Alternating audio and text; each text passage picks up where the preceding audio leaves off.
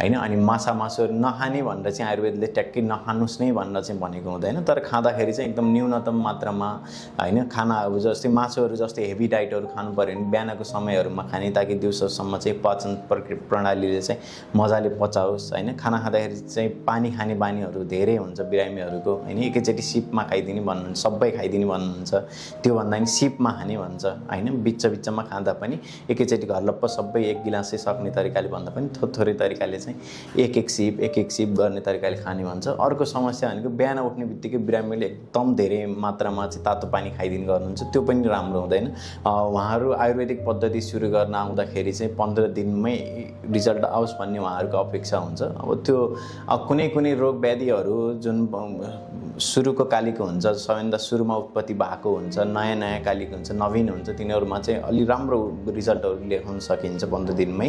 तर कुनै भनेको दीर्घकालीन व्याधिबाटै लामो समयदेखि औषधिहरू खाँदै आइरहेको बिरामीहरूलाई चाहिँ अलिकति समय लाग्छ। आयुर्वेदको सिद्धान्तमा चाहिँ जस्तै पानी खाँदा पनि कसरी खाने भन्दाखेरि चाहिँ जस्तै हामीले पानी खाँदा हामीलाई चाहिँ सिधा खाना खाइयो भने चाहिँ जस्तै भुक्तको बिचमा भन्दाखेरि खाना खाने बिचमा खाइयो भने चाहिँ मजाले सिपमा खाने भन्ने तरिकाले भनिएको छ। एक्कासी नै पुरै गिलासै सक्ने तरिकाले खायो भने अजीर्ण जस्तो रोगहरू, अपच जस्तो रोगहरू चाहिँ उत्पन्न हुन्छ भनिरहेको छ। अनि बिहान उठ्ने बित्तिकै तातो पानी खानु, एकदम तातो पानीलाई सकेसम्म न्यूनतम टेम्परेचरमै राख्ने, तातै भए पनि धेरै हाई लेभलको टेम्परेचर नगराउने, ठिक्कमा चाहिँ सिप माध्यमबाट एक गिलासहरूसम्म खाँदाखेरि चाहिँ त्यस्तो धेरै असर पर्ने देखिँदैन। नमस्ते, म डाक्टर अनिल पन्थी, म BAMS पास्ट स्टुडेन्ट। म सेन्ट्रल आयुर्वेद क्याम्पस IOANSUबाट चाहिँ पास भएको। ल अहिले म वैदिक आयुर्वेद सेवा प्राली बुटोल मणिग्राममा चाहिँ कार्यरत छु।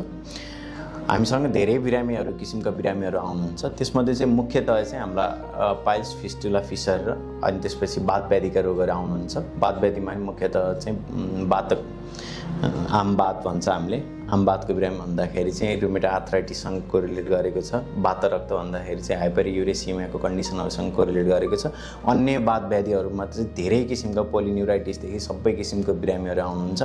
उहाँहरू आउँदाखेरि चाहिँ सबैभन्दा सर्वप्रथम रहने जिज्ञासा भनेको हामीले उताको औषधि सुरुमै प्रयोग गरिरहेको छ, यो औषधि खाँदाहरू पनि हामीलाई त्यति राम्रो असर चाहिँ परिरहेको छैन, राम्रो भइरहेको छैन भन्ने रहन्छ। उहाँहरू आयुर्वेदिक पद्धति सुरु गर्न आउँदाखेरि चाहिँ 15 दिनमै रिजल्ट आओस् भन्ने उहाँहरूको अपेक्षा हुन्छ। अब त्यो कुनै रोग व्याधिहरू जुन सुरुको कालीको हुन्छ, सबैभन्दा सुरुमा उत्पत्ति भएको हुन्छ, नयाँ कालीको हुन्छ, नवीन हुन्छ, तिनीहरूमा चाहिँ अलि राम्रो रिजल्टहरू देखाउन सकिन्छ 15 दिनमै। तर कुनै भनेको दीर्घकालीन व्याधिबाटै लामो समयदेखि औषधिहरू खाँदै आइरहेको बिरामीहरूलाई चाहिँ अलिकति समय लाग्छ। उहाँहरूले फेस गरेको समस्या पनि त्यही रहिरहेको छ। अहिलेसम्म चाहिँ हामीलाई चाहिँ इन्स्ट्यान्ट चाहिँ यसको चाहिँ निकास चाहियो भन्ने तरिकाले आउनुहुन्छ। त्यसका लागि चाहिँ अलिकति पेसेन्टहरूमा चाहिँ अलिकति धैर्यता चाहिँ राखेर आउँदाखेरि चाहिँ उहाँहरूलाई नै आफूले बुझ्दाखेरि पनि सहज हुन्छ जस्तो लाग्छ मलाई। अरू केसहरूमा भन्दा नि वात व्याधिको केसहरूमा चाहिँ अलिकति टाइमको चाहिँ ड्युरेसनहरू मिलाएर अलिकति आफूले नै समय दिने तरिकाले थेरापीहरूलाई नै हामीले सबै तरिकाले प्रयोग गर्ने, पञ्चकर्म तरिकाहरूलाई नि सबै प्रयोग गर्न मिल्ने तरिकाले चाहिँ उहाँहरू आइदिनु भयो भने चाहिँ त्यो भयो भने चाहिँ चिकित्सा पद्धति अझै उच्च स्तरको दिन सकिन्छ। र हामीले चाहिँ उहाँहरूको रोगहरू पनि जहाँसम्म अब जुनै यति हायर कम्प्लेक्स लेभलको छ भने चाहिँ त्यसमा चाहिँ सबै कुराको ग्यारेन्टी कसैले लिन सक्दैन। तर राम्रै लेभलको छ जुन हाम्रो आयुर्वेद चिकित्सा पद्धति अन्तर्गत पर्दछ भने चाहिँ त्यस्ता बिरामीहरूलाई चाहिँ हामीले अवश्य सन्चो गराएर चाहिँ पठाउँछौँ भन्ने चाहिँ विश्वास दिन चाहन्छौँ। यो आयुर्वेद चिकित्सा पद्धतिले रोग लाग्नै नदिनको लागि कस्तो खालको स्वास्थ्य शैली होइन के अपनाउनु पर्छ भन्ने अहिलेको देखेको मुख्य समस्या अन्तर्गत नै पर्दछ। यो सबै रोग व्याधिहरूको आयुर्वेदको सिद्धान्त अनुसार निदान भन्ने चाहिँ आहार विहार नै भन्छ।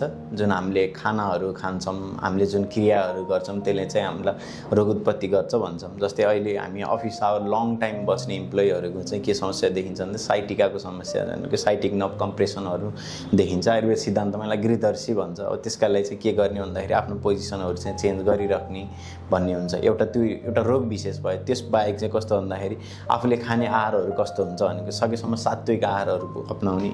यति मरमसला धेरै प्रयोग गरिन्छ नि, एकदम न्यूनतम मात्रामा चाहिँ मरमसलाहरूको प्रयोग गरेर चाहिँ खानाहरू बनाउने होइन। अनि माछा मासुहरू नखाने भनेर चाहिँ आयुर्वेदले ट्याक्कै नखानुस् नै भनेर चाहिँ भनेको हुँदैन, तर खाँदाखेरि चाहिँ एकदम न्यूनतम मात्रामा होइन। खाना अब जस्तै मासुहरू जस्तै हेभी डाइटहरू खानु पऱ्यो भने बिहानको समयहरूमा खाने, ताकि दिउँसोसम्म चाहिँ पाचन प्रणालीले चाहिँ मजाले पचाओस् होइन। खाना खाँदाखेरि चाहिँ पानी खाने बानीहरू धेरै हुन्छ बिरामीहरूको होइन। एकैचोटि सिपमा खाइदिने भन्नुहुन्छ, सबै खाइदिने भन्नुहुन्छ, त्योभन्दा नि सिपमा खाने भन्छ होइन। बिचमा खाँदा पनि एकैचोटि घरलप्प सबै एक गिलासै सक्ने तरिकाले भन्दा पनि थोरै तरिकाले चाहिँ एक सिप गर्ने तरिकाले खाने भन्छ। अर्को समस्या भनेको बिहान उठ्ने बित्तिकै बिरामीले एकदम धेरै मात्रामा चाहिँ तातो पानी खाइदिने गर्नुहुन्छ, त्यो पनि राम्रो हुँदैन।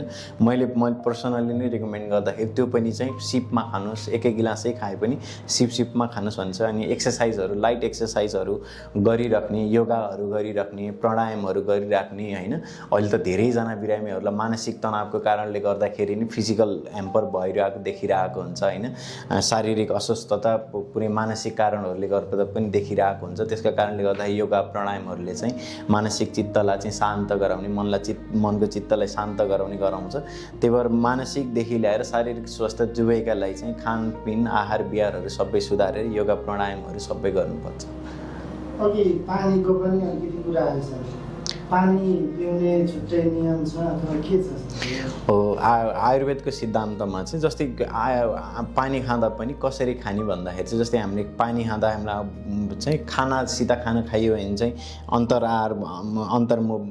जस्तै भुक्तको बिचमा भन्दाखेरि खाना खाने बिचमा खाइयो भने चाहिँ मजाले सिपमा खाने भन्ने तरिकाले भनिएको छ। एक्कासी नै पुरै गिलासै सक्ने तरिकाले खायो भने अजीर्ण जस्तो रोगहरू, अपच जस्तो रोगहरू चाहिँ उत्पन्न हुन्छ भनेर आएको छ। अनि बिहानमा पनि बिहान उठ्ने बित्तिकै तातो पानी खानु, एकदम तातो पानीलाई सकेसम्म न्यूनतम टेम्परेचरमै राख्ने, तातै भए पनि धेरै हाई लेभलको टेम्परेचर नगराउने, ठिक्कमा चाहिँ सिप माध्यमबाट एक गिलासहरूसम्म खाँदाखेरि चाहिँ त्यस्तो धेरै असर पर्ने देखिँदैन। नाम गीता बराल हो, माडी नगरपालिका लक्ष्मी निवास बस्छु। मलाई चाहिँ पेट दुख्ने, बमिट हुने, ग्यास्ट्रिक थियो। वैदिक आयुर्वेदिकमा गएर औषधि ल्याएर खाएपछि मलाई सन्चो भयो। एकपटक मात्रै ल्याएको औषधिले मलाई ठिक भयो।